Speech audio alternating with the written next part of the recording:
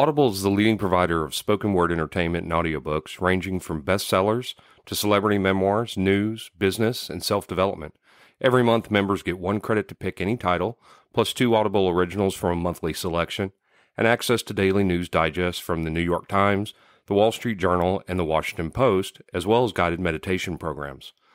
Between a full-time job in IT and a full-time job in podcasting, it gets harder and harder to sit down and read the books I'm interested in. This is where Audible comes in. I can listen on my daily commute, relaxing, or while out running errands and still get in the books I've been wanting to get into. You can download titles and listen offline anytime, anywhere. The app is free and can be installed on all smartphones and tablets. Now you can try Audible risk-free with a special 30-day free trial by visiting audibletrial.com/Nerdery and Murdery. That's audibletrial.com/Nerdery and Murdery. Don't let your busy life get in the way of that great book you've been wanting to read. Go get your free trial of Audible today. This podcast is sponsored by BetterHelp. This is Geoffrey, and we've talked about many times before that I experience problems and struggles with my mental health, and really without a healthy mind, being truly happy and at peace is hard. The good news is therapy does work. It's helped for me, but what is therapy exactly? It's whatever you want it to be. Maybe you're not feeling motivated right now and would like some tools to help. Or maybe you're feeling insecure in relationships at work, or you're not dealing well with stress.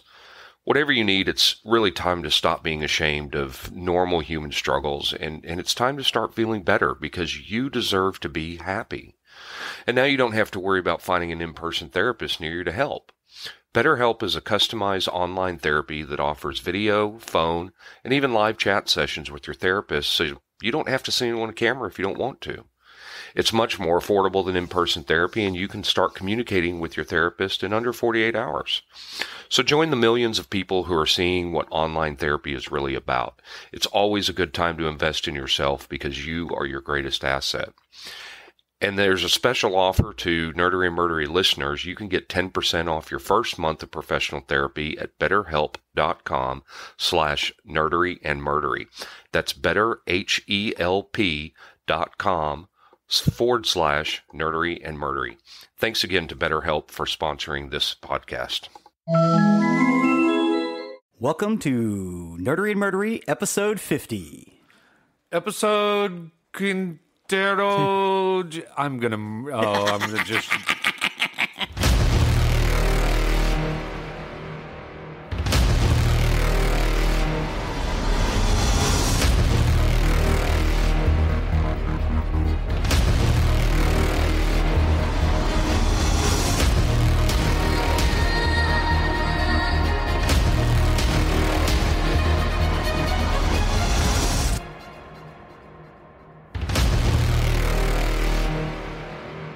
I am Geoffrey with your Nerdery. And I'll be Zig with your Murdery today. We're doing another wife swap. Well, awesome. I don't really have anything today. If you want to get into the Nerdery side of the house today, sir. Oh, I'm sorry, that was the wrong spot. Well, awesome. I'd be happy to. So today for my Nerdery subject, I'm going to do a very controversial subject. I know there's people out there that are going to completely disagree with me. I know there's people out there that are not going to, so it'll be fun to see if we get some people that, give us some comments on this. But this is my top 10 songs that were covered better than the original. So all of the songs were originally done by one artist and then covered by another artist or band. And this is actually in order for me from whereas I think these are the best, it is order from least to best. And the first one is Twist and Shout. So this was originally covered by the Top Notes in 1961 by Phil Medley and Burt Burns. The Top Notes recorded this at the Atlantic Studios on February 23rd, 1961, produced by Phil Spector. And in a song review for AllMusic, Richie Unterberger described the Top Notes recording as a Latin-tinged rave-up with a drab, generic R&B melody that felt that it was not very good. Oof. This was, of course, covered by the Beatles, amongst others. So this was released as a single in the U.S. on March 2nd, 1964, on the Tolly label on the album Please Please Me. It reached number 2 on the charts of April 4. Funny along with that, the other 4 songs in the top 5 were all Beatles songs as well. Yes, they were. Can't Buy Me Love kept Twist and Shout from reaching number 1. John Lennon initially said that he was ashamed of his performance of the lead vocals. And this was performed by the Beatles on the famous Ed Sullivan Show appearance. The song was also used for the parade scene in Ferris Bueller's Day Off in 1986. And due to this, and Rodney Dangerfield singing in his movie Back to School, which was released 2 days after Ferris Bueller's Day Off, the single hit the charts again and peaked at number 23 on the Billboard's Hot 100. This was also covered by the Isley Brothers, Salt and Pepper, and Shaka Demus and the Pliers, and all had chart success with their versions. So what did you think of this cover? I don't like the original. I'm with you and the original reviewer. I like the Beatles version. I think I prefer the Isley Brothers version just a scotch. Interesting. Just a scotch, but not because of John Lennon's vocals. I thought his vocals were great on that. What this reminds me of, if you've ever heard any of that Beatles 1 album, which is a lot of the recordings from when they were in Germany, when they were still kind of a rocker band, or when they recorded, they were the backing band on My Bonnie. And I can't remember the artist who actually did My Bonnie, but you could just say the Beatles, My Bonnie. It's just rocked out guitars. Their harmonies are great. Just, oh, yeah. I think it's absolutely a better cover. So my next song on the list is I Love Rock and Roll, which was originally by The Arrows, released in 1975 on Rack Records. Alan Merrill wrote the music and the lyrics, but gave co-write credits to Jake Hooker to settle a debt. And Merrill said he wrote the song as a knee-jerk response to the Rolling Stones' It's Only Rock and Roll, But I Like It. It was covered by Joan Jett and the Blackhearts. Yes, it was. And Joan Jett saw the Arrows perform the song on TV while she was touring in England in 1976. And the first version was released on Vertigo Records as the B-side to You Don't Own Me. I thought that was interesting. She recorded it with the Sex Pistols members Steve Jones and Paul Cook. The re-recorded version with the Blackhearts reached number 1 and would stay there for 7 weeks. And this is interesting, their only number 1 single. Yes. I thought Joni Jett was the one to...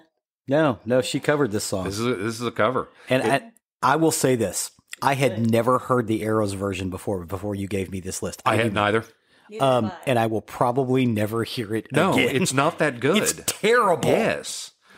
Joan Jett's version also ranked 56 in Billboard's Greatest Songs of All Time, 85th in Q Magazine's 100 Greatest Guitar Tracks Ever, and 491 in Rolling Stone's 500 Greatest Songs of All Time. So, great cover, obviously. Yeah. Oh, obviously. Next song on my list is Careless Whisper, originally covered by Wham! Wham! With an exclamation point. Yes. So this was written by George Michael and Andrew Ridgeley and released on July 24th, 1984 on the album Make It Big on the Epic Columbia Sony label. It spent 3 weeks at number 1 and later was later named a number 1 song of 1985. It is the number 1 song on Smooth Radio's top 500 songs of all time. Uh-huh. And the song topped the charts in 26 countries. Okay. Yeah, that's fair. It's not bad. Despite the success, Michael was never fond of the song. He said in 1991 that it was, quote, was not an integral part of my emotional development. It disappoints me that you can write a lyric very flippantly and not a particularly good lyric, and it can mean so much to so many people. That's disillusioning for a writer. According to producer John Rossum, a production of the video was a, quote, fucking disaster. This song would hit my top 10 list as one of the most iconic saxophone parts of all time. Yes, it is. So this was covered by Seether. Yes. South Africans rockers Seether, they wanted to give their fans a special Valentine's Day present, so the band recorded a rock version of Wham's hit and posted it to the band's website. Then they thought it sounded so good, they decided to put it on their 2007 album Finding Beauty in Negative Spaces. And it was actually recorded at New York's fabled Electric Ladyland Studios, home to Jimi Hendrix's greatest guitar pyrotechnics. So I think a lot of people are going to disagree with me on this one. I think this is probably one of two in the list that people are going to have a lot of problems with. I think it's a better version. I think Wham's is great. I really do. Yeah. But I think this one is better. I want a version in between them. That could be interesting. Yeah, I want that guitar and that saxophone. What if you put and George Michael's vocals, because I think Careless Whisper is probably the best vocal he ever did. Mm-hmm, mm-hmm. Would it be too much to put a little bit of synth in that, like maybe a keytar? I think it could make it better. Oh, well, I think there was a keytar in the original, so I think so. So yeah, I think that's going to be one of a couple in here. Yeah, people are going to be like, no! I'm going to get disagreements on. Yeah, I guarantee you, I Love Rock and Roll is not going to be on that No, list. not at all. No, not at all. Everybody either is going to agree with us on the I Love Rock and Roll part, and I hope not a lot, but I'm pretty sure a lot is going to agree. I listened to this Careless Whisper. I listened to both versions like 5 times because I was like, oh, I love the sax. I wish this rocking guitar part had the sax and maybe the vocals. I want something in between the two of them. And that's a good time to mention that we do have this song list out there on YouTube, so you can listen to it. I believe it's called EP 50. EP 50? Yeah, Nerdery Murdery EP 50. I'm going to do those. I'm going to name all of that stuff from here on out that way. Yeah, and it's the original followed by the cover throughout the list, so you can listen to all of these and give us your opinion on it. So the next song on my list is Woodstock, which was originally released by Joni Mitchell. It was released as the B-side to Big Yellow Taxi in April of 1970 on the Reprise label. Joni said she was inspired to write the song based on an account of the festival relayed by her then boyfriend Graham Nash, who had performed there. What I thought was funny is she chose not to perform at Woodstock because she chose to be on the Dick Cavett show at the urging of her manager instead of actually playing at the festival. She did perform at the 1969 Big Sur Festival 1 month after Woodstock. Interesting, this is one of 3 versions of this song that were released in 1970. There was hers, and then, of course, Crosby, Stills, and Nash, which we'll cover in a minute, and then a British band, Matthew Southern Comfort. So it was recovered by Crosby, Stills, and Nash, and it was released in March of 1970 on their album Deja Vu, and it was actually released 1 month before the original, which I found was interesting. It's very notable for the stop-start instrument patterns. And Jimi Hendrix was very deeply involved in the development of this cover. I did not know that either. That makes sense. There was an album called Both Sides of the Sky released in 2018 with Hendrix playing the bass and overdubbing guitar of this song. Oh, I need to hear that. And I did not know that existed. Oh, yeah. And this version of Woodstock peaked at number 11 on the charts. This is without a doubt a better song. Oh, yeah. Crosby, Stills, Nash, and Young blow Joni Mitchell. Oh, was it Crosby, Stills, and Nash or Crosby, Stills, Nash, and Young? Crosby, Stills, Nash, and Young. Yeah, blew Joni Mitchell out of the water. Yeah, absolutely. I love Joni Mitchell. And Big Yellow Taxi is one of my favorite songs of all time. Yeah. And I mean, and this is one of those that's one of the anthems for Woodstock, the actual festival. So without a doubt, better. Yes. The next song I have on my list is Killing Me Softly. This was originally by Lori Lieberman. I had no idea this was by Lori Lieberman. I thought this was by Roberta Flack. Same here. No, and Roberta Flack I don't think is even the best cover of this. This was originally recorded by Norman Gimbel and Lori Lieberman in 1971. And in November of 1971, Lieberman went out with her friend Michelle Willens to see Don McLean perform at the Troubadour nightclub in Los Angeles. And McLean's hit song American Pie was rising in the charts, but Lieberman was very strongly affected by McLean singing another song, Empty Chairs. So this spurred her to write poetic notes on a napkin while he was performing the song. And Willens did confirm that Lieberman was scribbling notes on a napkin as soon as McLean began singing the song. After the concert, Lieberman phoned Gimbel to read him her napkin notes and share her experience of a singer reaching deep inside of her world with his song. Lieberman's description reminded Gimbel of a song that was already an idea in his notebook, a title that contained Killing and Softly. And so Gimbel expanded on Lieberman's notes and fleshed them out into song lyrics. It became a number 1 hit when Roberta Flack covered it in 1973. I've heard the original of this now. Not a fan at Me either. all. I do not like Lieberman's version of the song. No. The cover that I think is better is the one covered by the Fugees. Fugees, thank you. Wow, Fugees. Wow, that sounded stupid of me. It was released on their 1996 album, The Score. It won the 1997 Grammy for Best R&B Performance by a Duo or a Group. The video won the MTV Video Music Awards for Best R&B Video in the same year. And it became a number one hit in 20 countries and remains one of the best-selling singles of all time in the United Kingdom.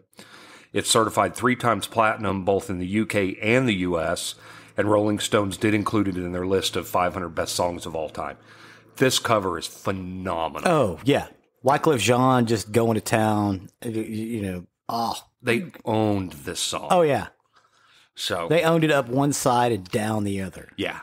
Yeah. No, I'm with you. So, without a doubt. I mean, the one not that's a that better cover. Not that Roberta Flack's version of this is bad. Right. No. I don't disagree Lieberman's with that is. I just didn't like it. I did not like it. The next song on my list is Sound of Silence. I think this is the next one that there's going to be a lot of controversy over. And we've talked about this before in some episodes that maybe I'm just not a Simon and Garfunkel fan. I don't know. Yeah, I'm kind of with you. It was originally released in September of 1965 on Wednesday morning, 3 a.m. on the Columbia label. It hit number one in January of 1966.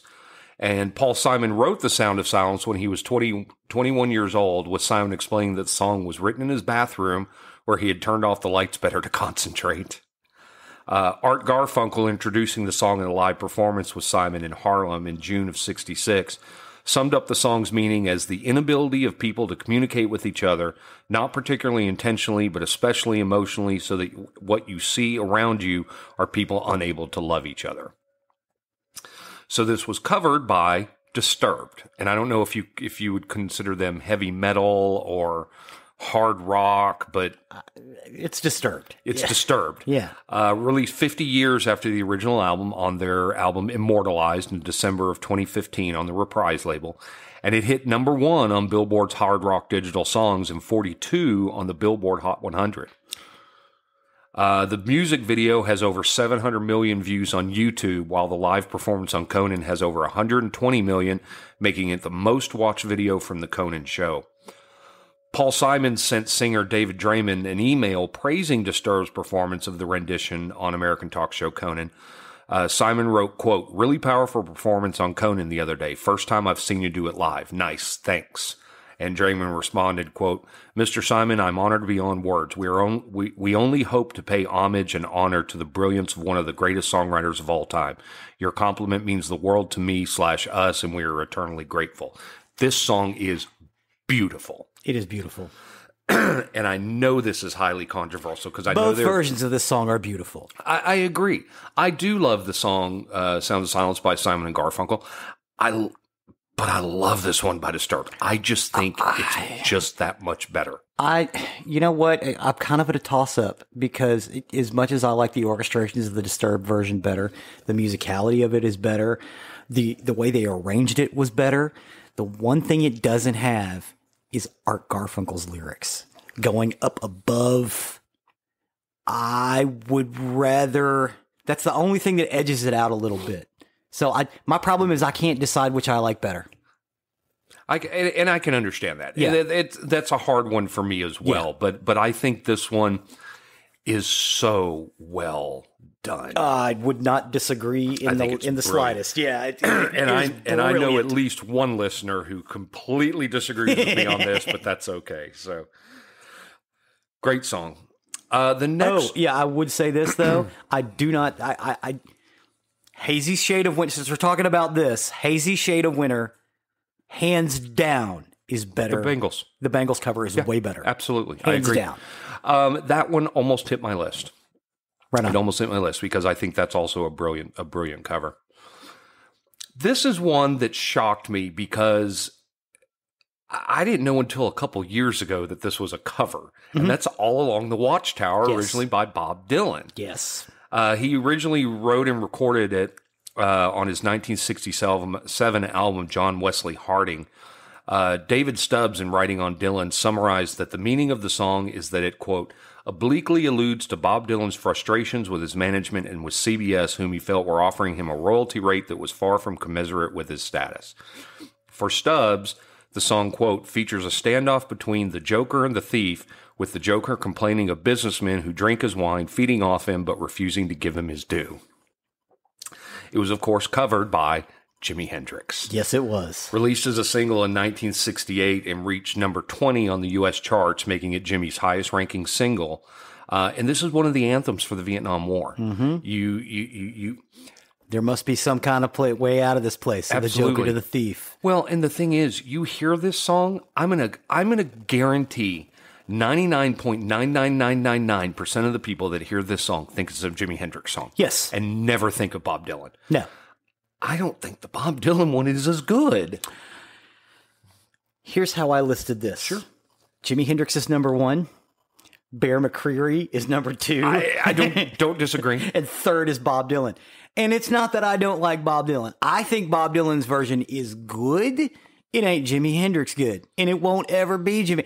And Bob Dylan knew this. Bob Dylan is comfortable with that and was way back in the day. Before Jimi Hendrix died. Yeah, oh yeah, he totally did it way better than I did. Well, yeah, and Jimi Hendrix made it his song. It's 100% his. There was actually a professor of musicology at the University of Albany, Alban Zach. He said, quote, the Hendrix version of the song is more than a simple transposition of Dylan's harmonica riffs into Hendrix playing riffs on his electric guitar, but it involves adding a tonal quality of a self-proclaimed voodoo child, raging and defiant in the guise of a lead guitar.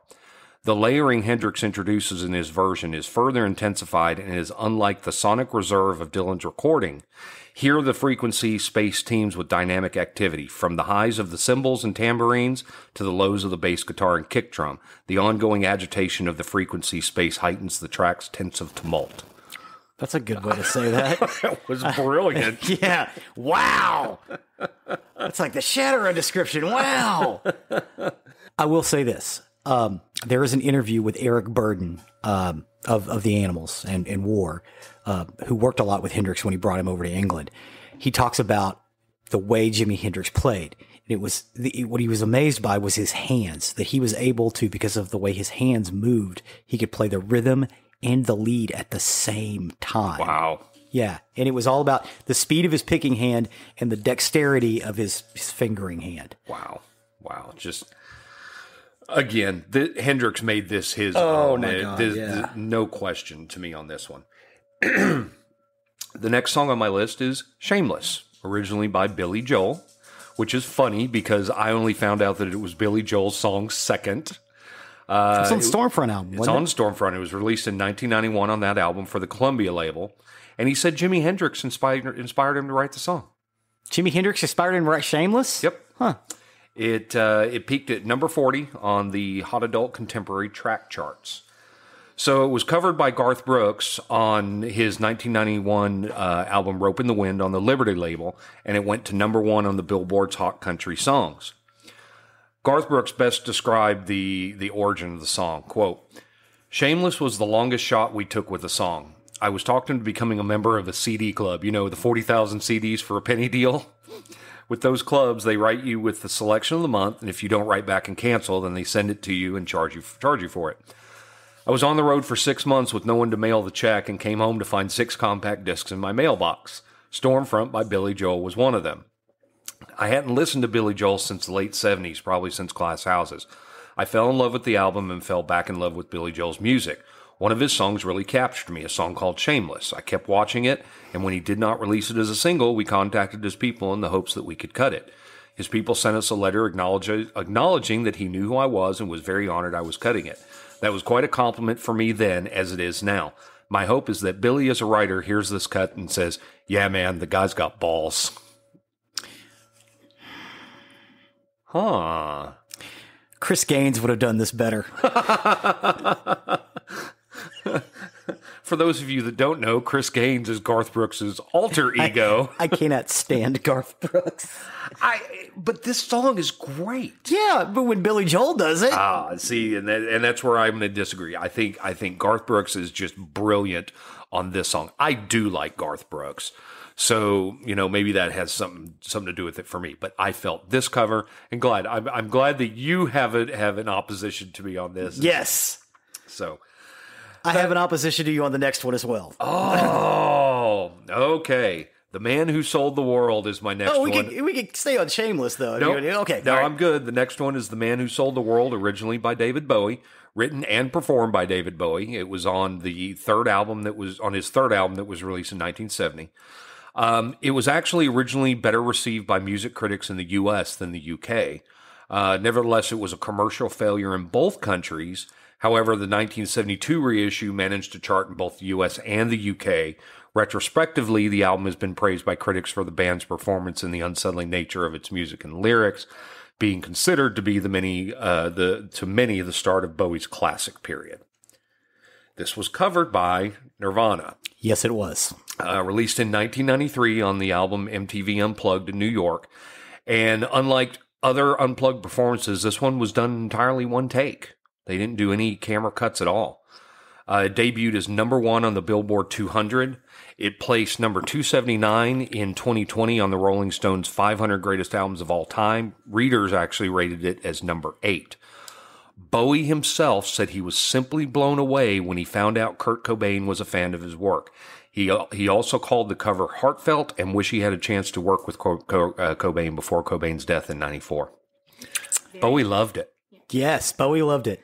The reason I can't go against the Bowie version is because I can't go against the Bowie version. That is the only reason. David Bowie's good. And I'm not saying that the Kurt Cobain version wasn't good. I would say that it's great.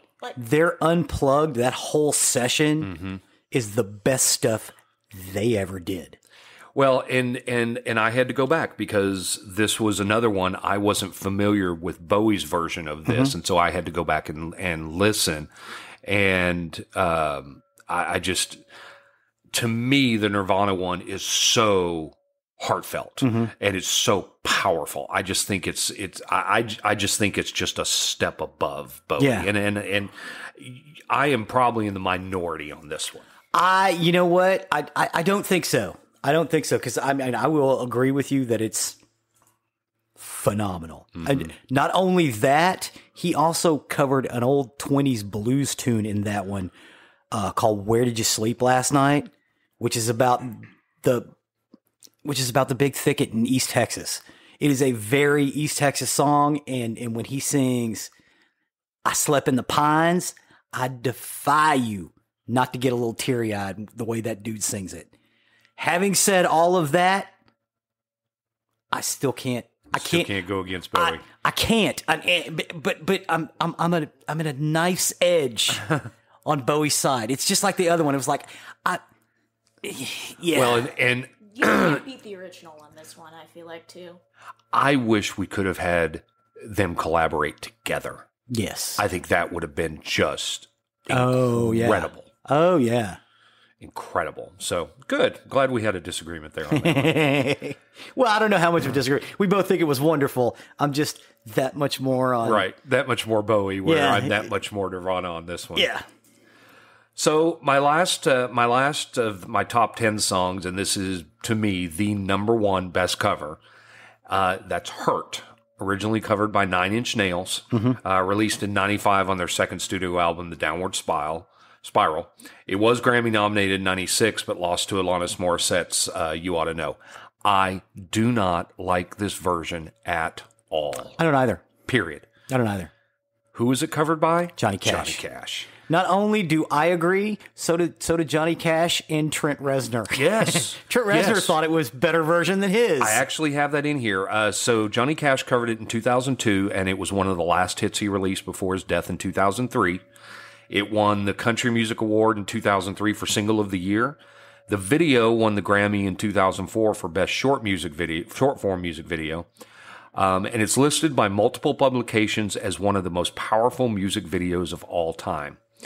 Trent Reznor of 9 Inch Nails even said of the cover, quote, I popped the video in and wow, tears welling, silence, goosebumps. Wow. I felt like I just lost my girlfriend because that song isn't mine anymore. It really made me think about how powerful music is as a medium and art form. I wrote some words and music in my bedroom as a way of staying sane about a bleak and desperate place I was in, totally isolated and alone. Somehow that winds up reinterpreted by a music legend from a radically different era/genre and still retains sincerity and meaning. Different, but every bit as pure. Bono of U2 said Trent Reznor was born to write that song, but Johnny Cash was born to sing it. Yeah, it's just like just like All Along the Watchtower. You know, absolutely. Yeah, absolutely. The sad thing is Johnny Cash did pass away 7 months after the video was made, 4 months after his wife June passed away. I always thought that was so sad that, or heartfelt almost, because I really think when she died, that was it. He was done for him. Yeah. He'd given up. So do listen to that top 10. We do have a couple of honorable mentions. I know we said the top 10. This one is just a fun one for me. My honorable mention is Paranoid, that was originally by Black Sabbath, released in 1970 on the Vertigo label on the album of the same name, and ranked 34 on VH1's 40 Greatest Metal Songs. In Finland, it used to be requested at concerts the way Freebird is in the U.S. It was covered by Weezer, and it was released on their 2019 Teal album, and they began covering it on songs during live concerts while on tour with the Pixies in 2018. Nice! I like the singing on this version better than the original. Yes. I think the lead singer of Weezer is a better singer than Ozzy Osbourne. Rivers Cuomo? Yes. Yeah. So that's why it's an honorable mention for me, but it doesn't go in the top 10. This album, the whole album is great. They have a whole bunch of covers. Take On Me is better than and that's hard to say because the guy in Aha hits 5 octaves in that song when he sings. Well, 5. And they also There are only 8. They also did on this album Happy Together and Africa, which I think both were still very good. Yeah. So this is one that I think it's just a fun one, and I listen to it all the time. It's in my playlist. All of these songs are in my playlist. All of these covers. I think, you know what, I want to say that most of these songs are in my one playlist or another. Yeah. You had an honorable mention as well, which I don't understand. So go ahead. Okay. So I love Morrissey. I love Chrissie Hynde. Morrissey covered a song by Chrissie Hynde because Chrissie Hynde covered a song of Morrissey's 20 years ago. It's Back on the Chain Gang by the Pretenders, covered by Morrissey, with a rockabilly guitar sound in it by the great Boz Bozer. And it was more about the guitar work than anything else because Boz Bozer's guitar work in this is incredible and it's crisp. And if you watch the video, you actually get to see Morrissey do something he's never done on camera before, and that is play guitar. Interesting. Which he learned from Johnny Marr. Yeah, because this is the one for sure I'm going to disagree with you on. I mean, this is the Pretenders. This to me is always going to be the Pretenders song. You didn't even like the guitar on the Morrissey version? Not really, no. Okay. No, I love the Pretenders Back in the Chain Gang's version way better. So, hope everybody enjoyed that list. That was fun. And I really hope that people let us know what they agreed and what they disagreed with, because I'm very, very interested to hear it, even if people want to holler at me saying that I'm the biggest idiot on the planet, that I don't know what I'm talking about on any of those. So I don't care. So with that, I will turn the show over to you, Zig. Well, on to the murder. Murder. So today we're going to talk about the Setagaya Family Murders. The Setagaya Family Murders. Thank you. I got this information from Wikipedia in All Things Interesting. Okay. The Setagaya Family Murders refers to unsolved murders of the Miyazawa family in Setagaya ward of Tokyo, Japan on the 30th of December in the year 2000. Mikio Miyazawa, Yakuza. You're going to have a fun time with Miyazawa, these names Nina I think today. Miyazawa and Rei Miyazawa were murdered during a home invasion at night by an unknown assailant who then remained in the Miyazawa's house for several hours before disappearing. Wow. Japanese police launched a massive investigation that uncovered the killer's DNA and many specific clues about their identity, but the perpetrator has never been identified. The media frenzy and long investigation of the Setagaya murders became a cause celeb to abolish statute of limitations in Japan, which was removed in 2010. On the 31st of December 2000, the corpses of 44-year-old Mikio Miyazawa, his 41-year-old wife Yasuko, and their children, 8-year-old Nina and 6-year-old Rei, were discovered by Yasuko's mother, Haruko, at their house in Kamishishigaya neighborhood of Setagaya. I'm with you. In the western suburb of Tokyo. Mikio, Yasuko, and Nina had been stabbed to death while Rei had been strangled. Investigations of a crime scene by the Tokyo Metropolitan Police Department concluded that the family had been murdered on December 30th at around 11:30 p.m. Japan Standard Time. Christmas Eve. No. Wait, no, that's the 25th. Yeah. In which the killer stayed in the house for several hours. Takashi Teshukita, the chief of Seijo Police Station, was designated as the person in charge of the investigation at the time until his retirement. The killer entered through the open window of the second-floor bathroom at the rear of the house, located immediately adjacent to Soshigaya Park, and gained access by climbing up a tree and then removing the window screen. The killer used his bare hands to strangle Rei, sleeping in his room on the second floor, killing him through asphyxiation. Mikio rushed up to the first-floor stairs after he detected a disturbance in Rei's room, fighting and injuring the killer until being stabbed at the head of a sashimi bocho knife.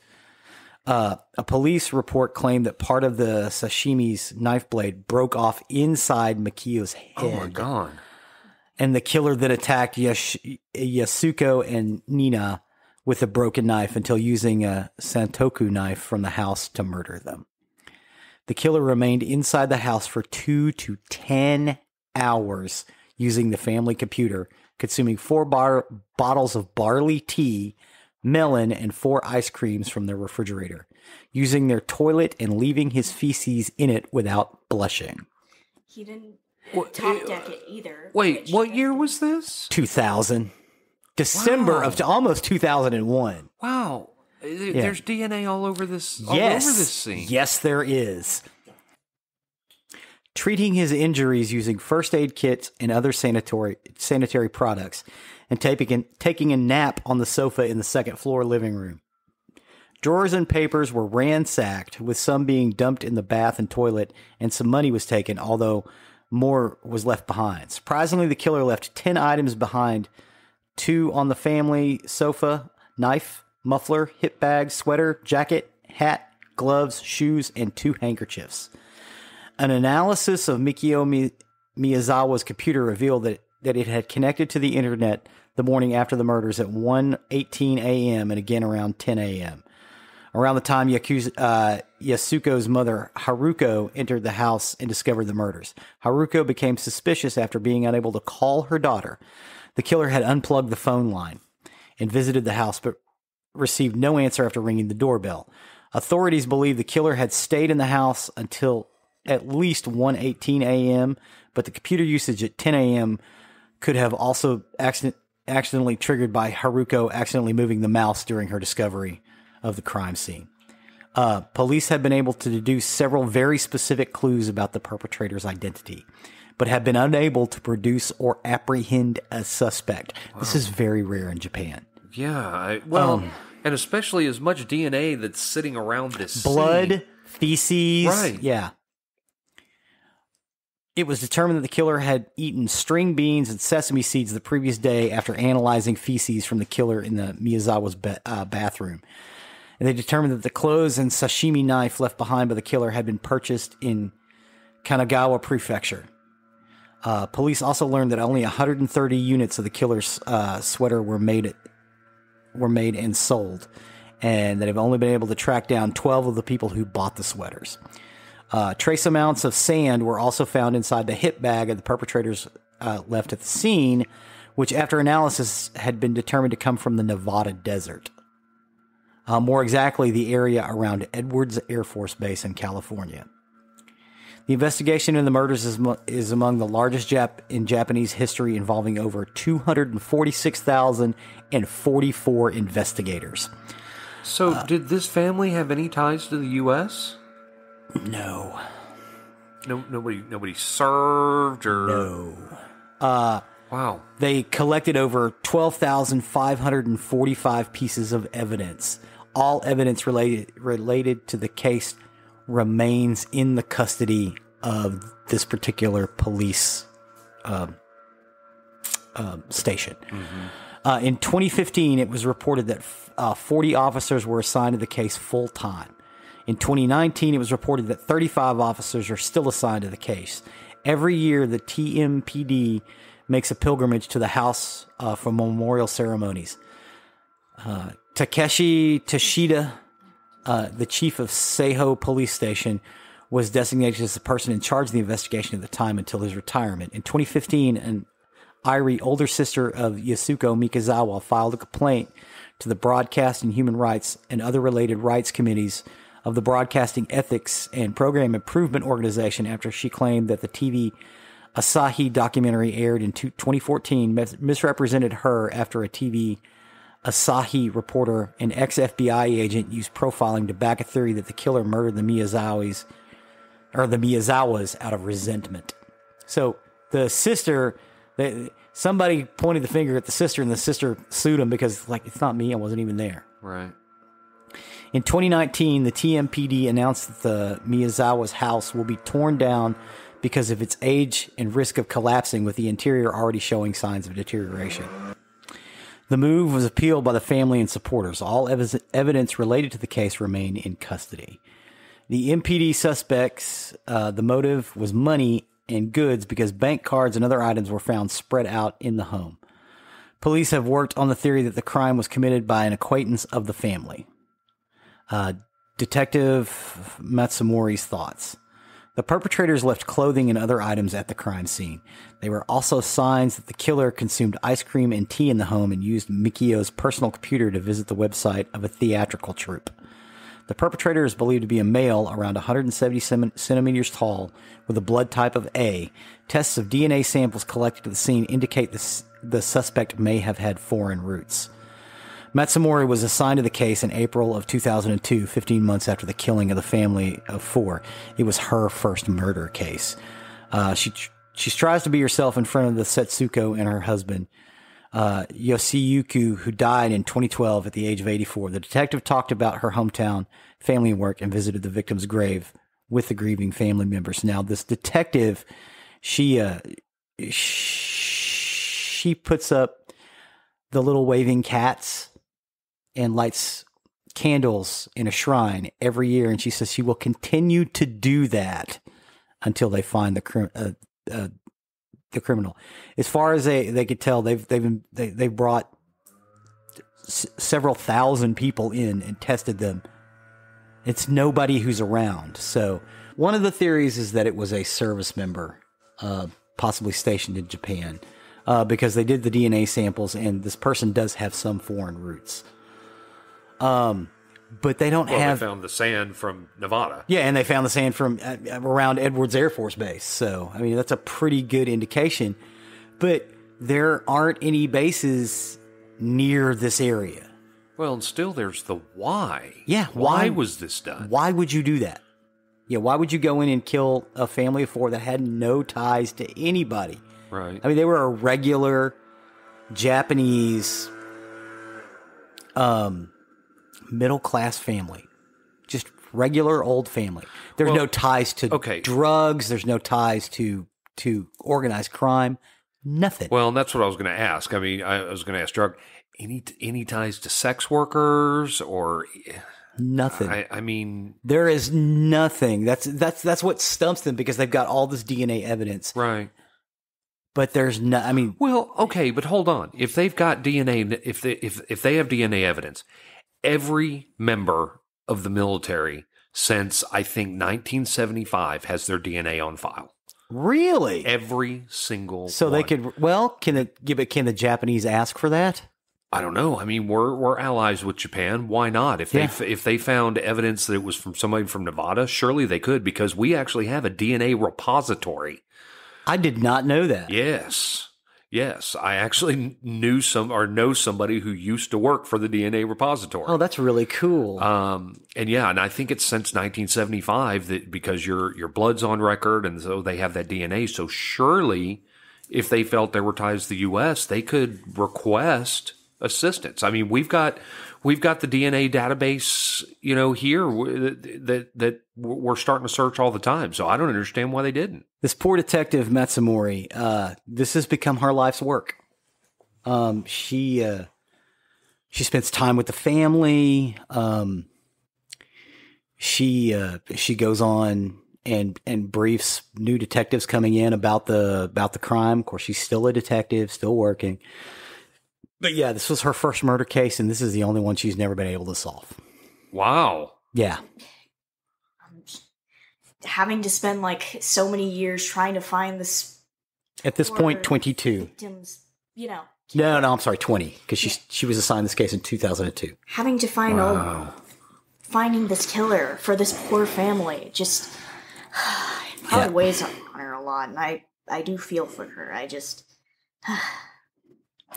So that is about all I have for the Setagaya family murders. Yeah, they don't actually have a suspect pool. That's wild. I mean, we've covered cases before where there's very little evidence and whatnot, but just so much physical evidence. Wow. So much physical evidence. And then, they were thinking it was, that one television program was saying, oh, it could have been the sister. But they know for a fact it was a male. They know approximately the male's height. They know the male's blood type. They have DNA on profile. And we've advanced DNA even further, since that case, and so maybe they can do a new DNA profile and actually build a physical description, because they've been able to do that from DNA evidence too. Yes. So maybe they can do that now. Wow. Yeah. Wow. Well, that's pretty cool. Well, before you go on anything else, one thing I forgot to mention, K3 has been with us again today. Nice and to I meet forgot y'all guys again. Forgot to mention that at the beginning of the show. So those of you who've been going through that maybe have skipped around episodes and were like, who's that? Who's that? That's K3. The mini me. So cool. Awesome. I appreciate that story. That was fascinating. Fascinating. Thank you, sir. You can find us on our website at nerderymurdery.com. If you want to talk nerdery with me or murdery with Geoffrey or anything else with us, you can do that there. There's also our social media. If you have questions, ideas, thoughts, things you'd like to say or see, go ahead and post them there. We will be happy to answer. If you don't agree with us on our music choices, you can make other offers or yell at us, or please feel free to disagree with me. please, or offer different ideas, because we will go and explore them. I've said in the past, if you got a song you just know a little bit about, give me the information. I'll go look it up and put it on there for you. Also, you can hit our Patreon or our Patreon account if you would like to support our show. Please and thank you. Please and thank you. There's also some of our merch, so if you want to get a t-shirt or a cup or something like that, it's pretty cool. There's even a nice little hoodie with a little embroidered patch on it. There's a mouse pad. A mouse pad. Thank you, K3. No problem. So yeah, I think that about wraps it up. And with that, I've been Geoffrey with your Nerdery this week. And I've been Zig with your Murdery this week. Cue the music.